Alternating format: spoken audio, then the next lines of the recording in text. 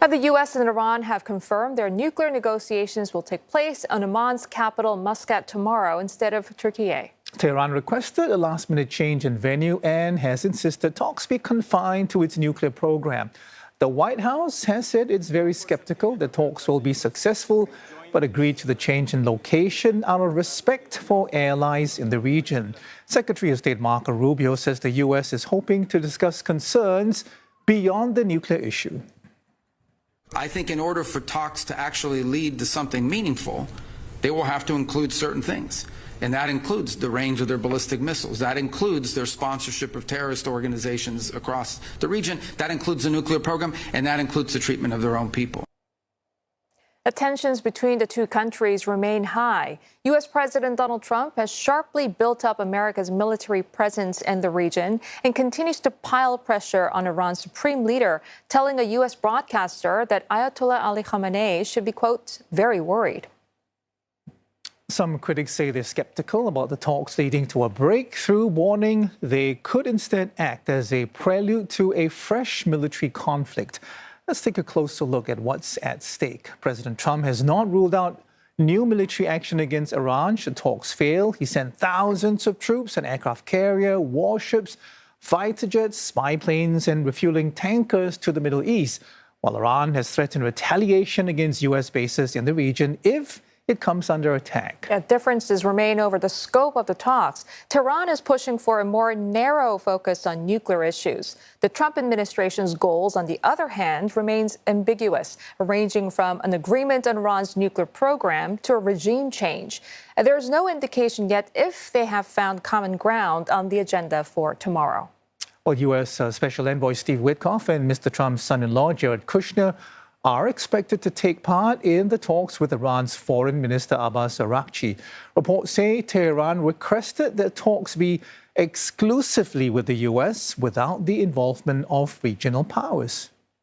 Joining us with more on this story is Stephen Zunes. He's a professor of politics at the University of San Francisco. Professor, thank you very much for joining us. So the talk seems to be heading, it's going to happen, looks like, on Friday. What should we realistically expect from this round? And do you see genuine prospects for substantive progress?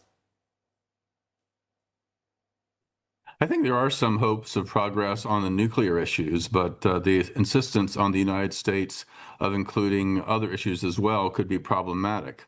I mean, obviously, there are legitimate concerns about Iran's support for extremist groups, its missiles, and certainly its horrifically violent and oppressive rule over its own people. But historically, successful arms control agreements have been about the arms themselves or the nuclear material themselves. If you think of all the various arms control treaties between the United States and the Soviet Union, even Nixon and Reagan, very hardcore anti-communist people, did not insist that the Soviets also stop supporting their allies or stop suppressing their population. They recognized that bringing in some of these broader political issues, domestic and international, would make getting to any kind of arms control agreement impossible. So there are some serious questions about the strategy of the United States and whether this is essentially meant to sabotage the negotiations before they even begin. All right, Prof. Zunes, with that in mind, I want to ask you about the kind of pressure Iran is reportedly feeling right now. Not the first time, of course, but, I keep hearing this. It's different this time. I mean, I wonder if you subscribe to that position and whether or not you think it may lead to, I guess, a softening in Iran's position at all? It's possible in the sense that they are their reputation, both domestically and internationally, is at an all-time low, given the savagery of the repression, their corruption, economic mismanagement, and just all sorts of problems. Not to mention, of course, the setbacks to their allies, the overthrow of Assad in Syria, and the significant damage that Israel has done to both Hezbollah, Hamas, and the Houthis, that have been allied to Iran as well. At the same time, the the insistence that the United States try to use this opportunity to undermine the regime itself, I think in many ways would lead them to harden their attitudes, the threat of war. In certain ways, a war would be to their advantage because people tend to rally around the flag when they are being attacked. Because let's remember, Iran, formerly known as Persia, has been a major regional power on and off for 2,500 years.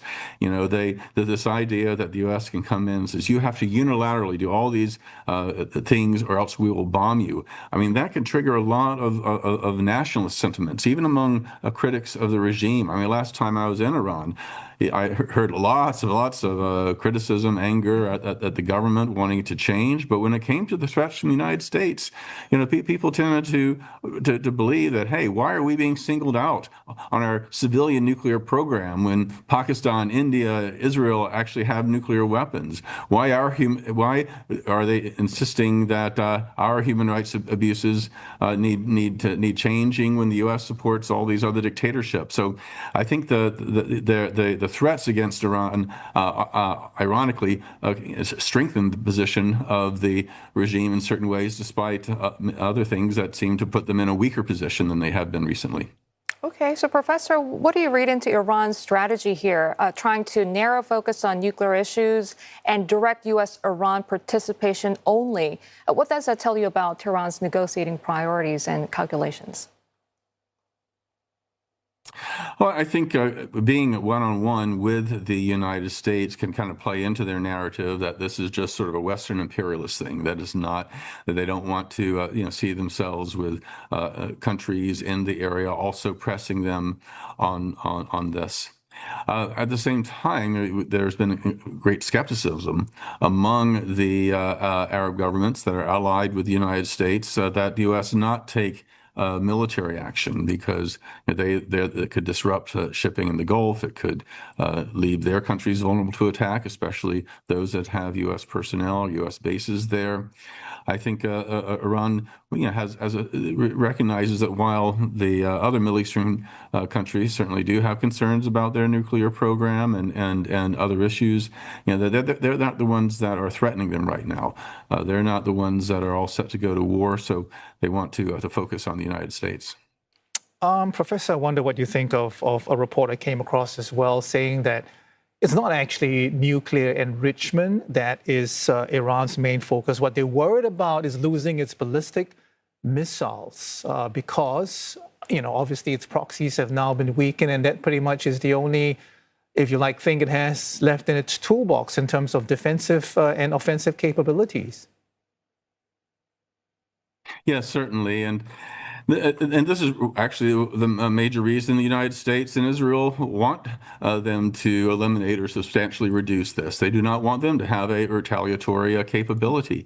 I mean, Iran, they've done some pretty awful things in terms of destabilizing the region by supporting these extremist groups. But, they had never outright attacked another country with its missiles or other arsenals, except when they themselves, were attacked, of course, by Israel this past year.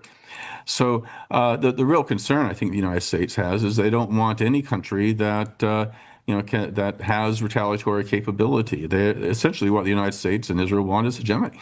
They don't want any kind of deterrent to their intervention and their military activities.